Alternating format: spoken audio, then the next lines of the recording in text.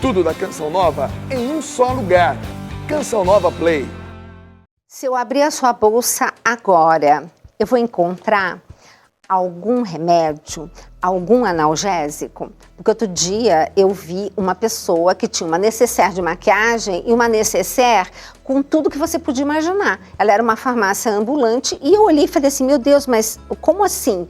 Então, nós estamos vendo hoje que as pessoas acabam, assim, tendo determinados medicamentos que têm efeitos bons, mas também têm efeitos complicados, então que não são para serem tomados indiscriminadamente. Então nós vamos falar deles hoje com o Dr. Gustavo Alves, que é aquele grande pesquisador da doença de Alzheimer, que vocês podem estar assistindo no Canção Nova Play. Ele é farmacêutico, professor universitário lá do Senac e hoje está aqui no Mais Saúde. Obrigada, Gustavo. Muito obrigado pelo convite. Imagina. Eu li que o Dorflex, por exemplo, é um analgésico que está entre os 5 mais vendidos. Mas nós temos, assim, muitos outros à base do famoso paracetamol. E o que esses medicamentos, eles podem trazer de problemas e quando, de fato, é necessário, ele pode ser usado? O Dorflex e outros medicamentos analgésicos, eles representam assim, uma espécie de ferramenta ou uma forma de você combater talvez um dos maiores males que o ser humano tem, que é a dor. Uhum. Né? Quem nunca sentiu dor? Dor de cabeça, dor muscular. A dor é algo que está presente para todo mundo, alguns mais, outros menos. O problema é que o uso excessivo do anti-inflamatório, ele pode trazer outros danos. Uhum. E é alarmante você perceber que entre os medicamentos mais vendidos do Brasil estão alguns analgésicos, que se tornaram, como você disse, quase que algo que não pode faltar na bolsa da mulher ou na bolsa do homem, no bolso, alguma coisa do tipo, e eles trazem danos que vão desde alterações de fatores da coagulação até danos cardiovasculares. Caramba, porque o paracetamol, eu lembro que eu tomei cuidado quando eu estava lendo a bula de um medicamento até que se dá muito para criança, né, que é a base de N-acetilcisteína, e eu lendo a bula, estava na bula assim, excelente para combater os efeitos colaterais do paracetamol no fígado. Eu nunca li nada tão claro assim numa bula. É um antídoto. E eu fiquei assim assustada, eu falei, nossa, paracetamol faz mal? Porque a gente vê tanto remédio com paracetamol na fórmula, né? O paracetamol, a Essia, a dipirona, o naproxeno, todos esses que a gente conhece são excelentes, mas tem essas questões relacionadas ao uso indiscriminado que podem trazer danos. O paracetamol, por exemplo, ele tem como principal via de eliminação dele do medicamento, para ficar mais fácil para as pessoas entenderem, de excreção, a via hepática, e ele pode trazer sérios danos. Embora ele não seja um medicamento que tenha um índice terapêutico baixo, que traga risco com doses relativamente próximas da dose terapêutica, bastaria alguém ingerir 2,5 vezes a dose normal de paracetamol por dia para ter desde um dano hepático irreversível até mesmo a morte. Então isso para uma criança, para um idoso, nada contra as corporações que produzem o paracetamol. Mas em alguns países há seríssimas restrições para consumo, para venda. Não pode ser vendido sem uma receita médica. Exatamente. É um medicamento que traz assim, muitos riscos. O paracetamol está entre aqueles que não está na fórmula do Dorflex, é importante dizer que a gente citou aqui o Dorflex, mas é um medicamento que deveria ser consumido com mais cautela, exatamente, só quando necessário.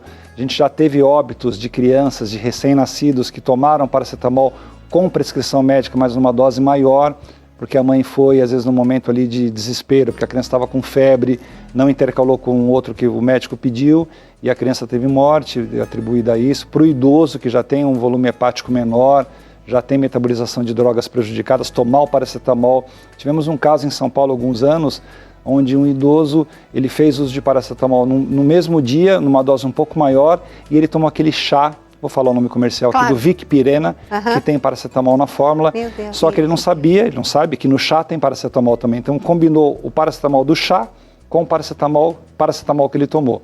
Foi a óbito. Gente, não é brincadeira isso. E olha que interessante, você falou que da dose que seria a terapêutica, né? 2 vezes e meia. 2 vezes e meia, quer dizer, o dobro e mais um pouco já é considerado... E são os modismos, né? Como você tem com paracetamol e como você tem com outros medicamentos não anti-inflamatórios que as pessoas adotam. O idoso todo dia, vou tomar um paracetamol, um Dorflex antes de dormir, para dormir relaxado. Vou tomar um clonazepam, um Rivotril e outras coisas que a gente vê, os absurdos. Agora, tem um que é clássico, né? E eu fiz uma lista de... Quando o paciente entra em consulta, eu fiz uma listinha para ele preencher, assim, que remédio ele está tomando, a dose, quantas vezes por dia, desde quando, qual foi o profissional que indicou e para quê. E eu me deparei com um tal de omeprazol e os zóis da vida, né? Que de repente tem paciente tomando há 20 anos, porque um dia foi no gastro e ele pediu para tomar 2 meses, mas ele estava se sentindo tão bem que ele continuou tomando. E o que isso pode acarretar na saúde a longo prazo? Omeprazol, lanzoprazol, pantoprazol, rabeprazol, todo esse monte de zol, medicamentos que fazem uma proteção gástrica, reequilibram o pH, são importantes para pessoas que têm úlcera, pessoas que têm gastrite, hernia de hiato, etc. Mas eles têm um período de tratamento. A própria monografia fala em 11 semanas no máximo. E o omeprazol, quando passa a ser tomado de maneira exagerada, uma das principais consequências, isso é interessante até porque você, como nutricionista, é que ele interfere na absorção de vitamina B12. Ele reduz drasticamente a absorção de B12. E isso, para indivíduos, principalmente idosos, traz declínio cognitivo. Aí as pessoas às vezes publicam no Facebook, o omeprazol dá Alzheimer. Não, não dá Alzheimer, mas dá exatamente as mesmas, o mesmo quadro de sintomas, muito parecido com o declínio cognitivo, porque a pessoa ela começa a ter uma absorção errática de vários nutrientes. E fora que a gente precisa ionizar um monte de mineral no estômago, que precisa da acidez do estômago para poder ser absorvido no intestino. E aí você coloca lá um tremendo de um... Porque o omeprazol foi, eu não sei se a gente falar criado, inventado pelos japoneses, né? E japonês, quando vai fazer as coisas, faz bem feito. Então, aquele bichinho, ele deixa o pH do estômago por horas mais alto, né? E uma das coisas também que a gente não pode deixar de citar, que é um excelente medicamento, como vários medicamentos, é um excelente recurso, mas ele tem a questão também de mascarar, né? Então, muitas vezes, essa prática de tomar o omeprazol todos os dias pode mascarar talvez uma doença oncológica no estômago, no trato gastrointestinal, talvez uma úlcera, talvez até uma hernia de hiato, alguma patologia até mais simples, que pelo fato da pessoa tomar, ela artificialmente se protege, mas ela está, sem que ela saiba, mascarando o avanço, a evolução de alguma doença mais importante. Então, não deveria ser tomado sem orientação médica. E mesmo com orientação médica, tem um tempo de utilização que deve ser respeitado.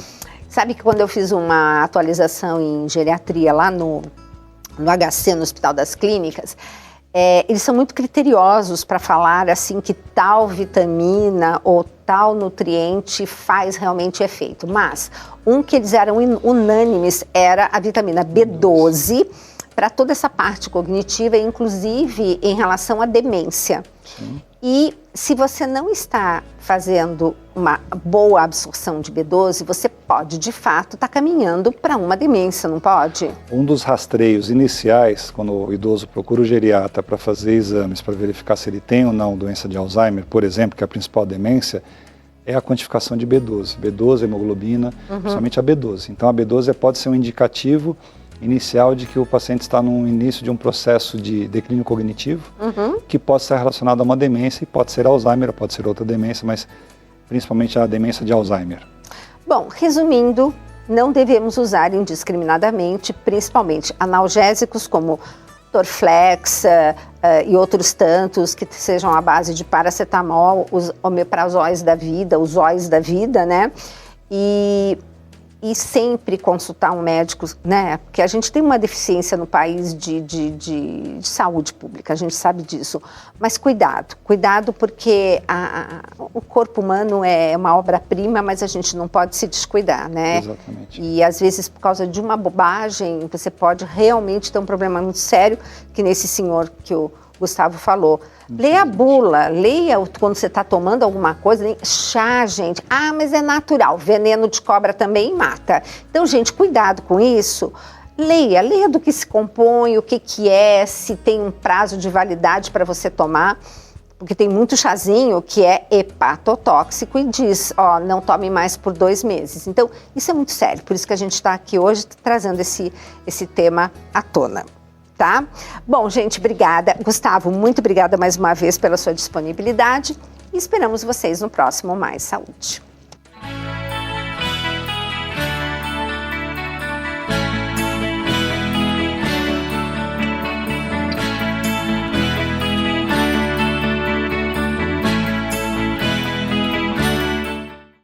Tudo da Canção Nova em um só lugar. Canção Nova Play.